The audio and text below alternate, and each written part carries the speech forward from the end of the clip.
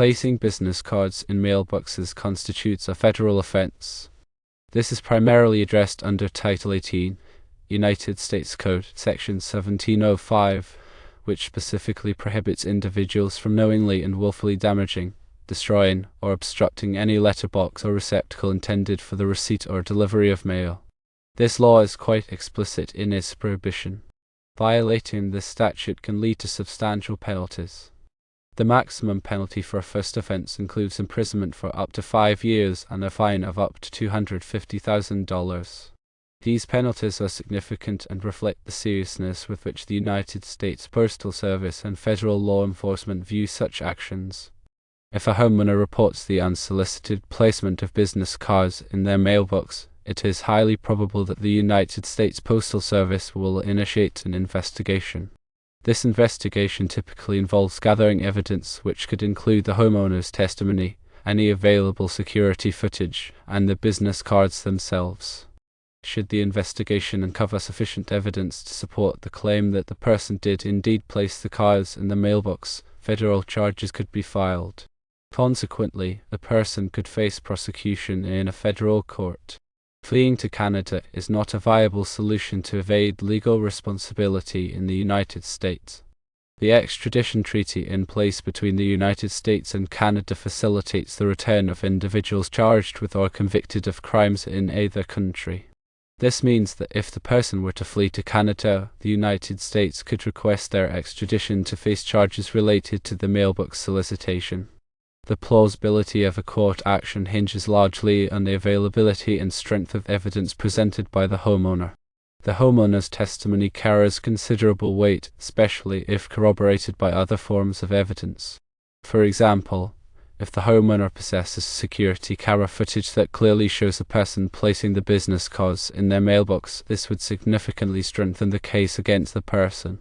Similarly, if other neighbors report similar incidents and can identify the person, this collective testimony could further bolster the prosecution's case. Given the potential legal ramifications, it is strongly recommended that the person seek legal advice from an experienced attorney. An attorney specializing in federal criminal defense can provide invaluable guidance in navigating the complexities of the legal system.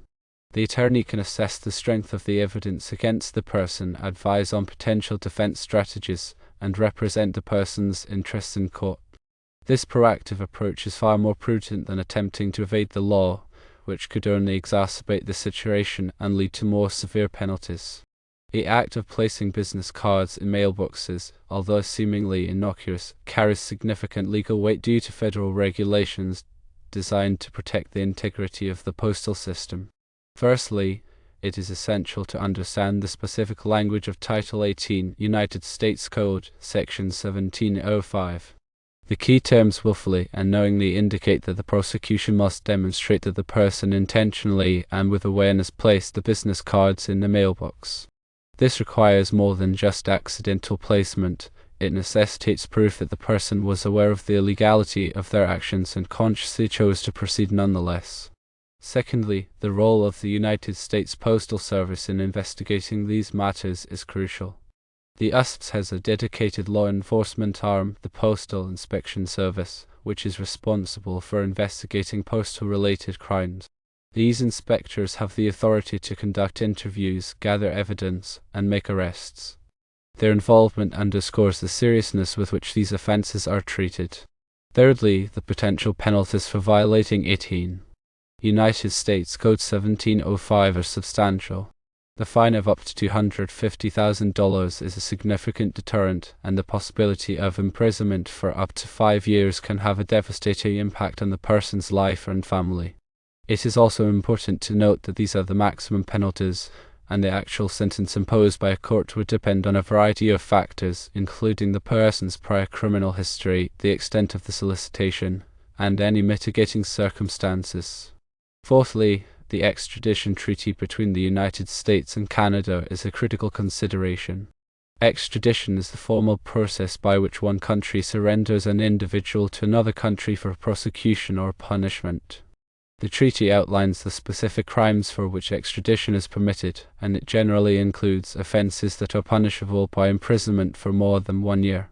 Given that violating 18 United States Code 1705 can result in a prison sentence of up to 5 years. It falls within the scope of the extradition treaty. Fifthly, the plausibility of a court action is not solely dependent on the homeowner's testimony. While the homeowner's account is important, it is just one piece of evidence. The prosecution must also present other evidence to establish the person's guilt beyond a reasonable doubt. This could include security camera footage, witness testimony from other individuals who saw the person placing the cards in mailboxes, or forensic evidence linking the person to the cards. Sixthly, seeking legal advice from an experienced attorney is paramount. A skilled attorney can assess the evidence against the person, identify potential defenses, and negotiate with the prosecution to minimize the potential consequences. For example, the attorney may be able to argue that the person did not act willfully or knowingly, or that the evidence is insufficient to prove guilt beyond a reasonable doubt. The attorney can also advise on the potential for a plea bargain, which could involve pleading guilty to a lesser charge in exchange for a reduced sentence.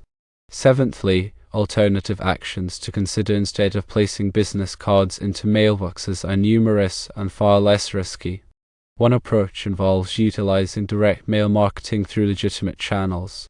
The USPS offers various services for businesses to send advertisements and promotional materials to targeted audiences. This ensures compliance with postal regulations and avoids the risk of legal penalties. Another strategy involves online advertising and social media marketing. Platforms such as Google, Facebook, and Instagram allow businesses to reach a wide audience with targeted ads. These platforms provide tools to track the effectiveness of advertising campaigns and optimize them for maximum results. Eighthly, engaging with the local community through sponsorships and events can be a highly effective way to promote the business. Sponsoring local sports teams, charities, or community events can raise brand awareness and generate goodwill. This also provides opportunities to network with potential customers and build relationships. Ninthly, utilizing email marketing to reach potential customers who have opted in to receive communications is a legal and effective strategy. Building an email list requires obtaining consent from individuals before sending them marketing messages. This can be done through website sign-up forms, social media contests, or in-person events. Tenthly, networking with other businesses and professionals in the industry can lead to referrals and partnerships. Attending industry conferences, joining professional organizations, and participating in online forums can create valuable connections.